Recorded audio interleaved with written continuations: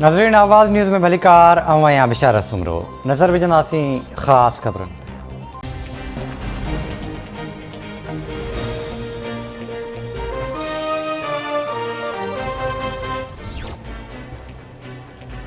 वज़ीर आज़म शहबाज़ शरीफ़ मुल्की मईशत जी बहितरी लाइ मीसाक जमहूरियत अणठर करार ॾेई छॾियो। सियासी ऐं मुआशी इस्तेकाम पाण में गॾियल हूंदा आहिनि। जेसीं ताईं सियासी इस्तेकाम न ईंदो मुल्क में मुआशी इस्तेकाम न थींदो।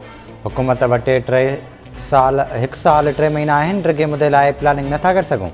अहिड़ो कमु करणु चाहियूं था जीअं ईंदड़ हुकूमत खे आसानी थिए। वज़ीर आज़म शहबाज़ शरीफ़ जो इस्लामाबाद में प्री बजट बिज़नेस कॉन्फ्रेंस खे ख़िताब। चवे थो अरिड़हीं तरमीम खां पोइ वफ़ाक़ खे वसीला घटि मिलनि था पर सूबनि सां गॾिजी रियासत खे मुआशी हिकमत अमली जोड़नी पवंदी।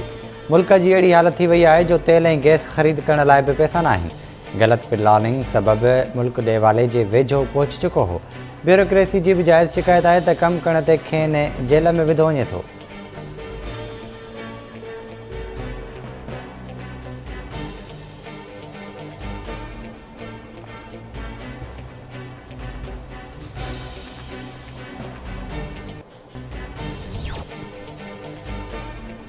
वफ़ाक़ी हुकूमत तवानाई बहरान ते ज़ाब्तो आणण लाइ ख़र्च घटाइण वारी मुहिम ते अमल दरामद शुरू करे छॾियो। छंछर वारी मोकल बहाल। वज़ीरनि ऐं सरकारी आफ़ीसरनि जे परॾेही दौरे ते बि पाबंदी लागू। हुकूमती आफ़ीसरनि जे परॾेही मां इलाज कराइण ते बि पाबंदी लॻाई वई। सरकारी सतह ते गाॾियुनि जी ख़रीदारी ते बि पाबंदी जो फ़ैसिलो।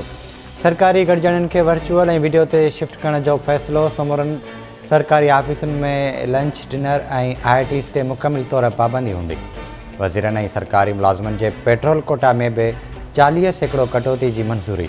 मरियम औरंगज़ेब जो चवणु आहे त जुमे ते घरां कमु करण जी तजवीज़ आई आहे ऐं हिकु तजवीज़ मार्केटूं 7 वॻे बंदि करण जी बि आहे जंहिं ते कमेटी जुड़ी आहे। वापारियुनि ऐं कारोबारी तबक़नि खे मार्केटुनि जी जल्द बंदिश ते एतमाद में वरितो वेंदो।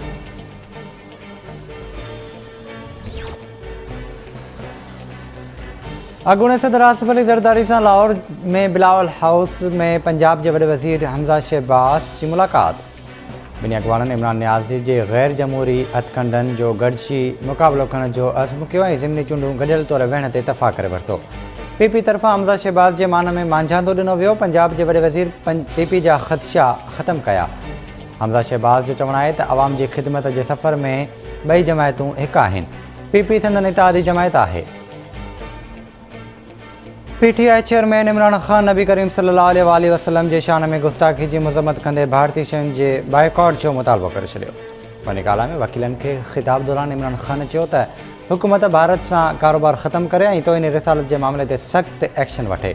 इम्पोर्टेड हुकूमत जे अचण सां मुल्क जो मुस्तक़बिल ख़तरे में पइजी वियो आहे।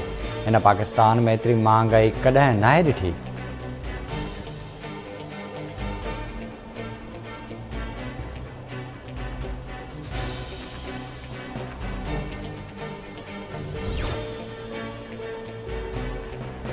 अॻूणे वज़ीर आज़म शाहिद खाक़ान अब्बासी चयो आहे त मसइलनि जो हल चूंडुनि में नाहे। असां 3 महीननि जो निगरान सेटअप बर्दाश्त नथा करे सघूं। मुल्की मईशत तबाह थी चुकी आहे। अॼु असां 21,000 मेगावाट बिजली पैदा करे रहिया आहियूं ऐं 29 जून ताईं 25,000 मेगावाट ताईं पहुची वेंदी ऐं मुल्क में लोड शेडिंग 2 कलाकनि खां घटि थी वेंदी।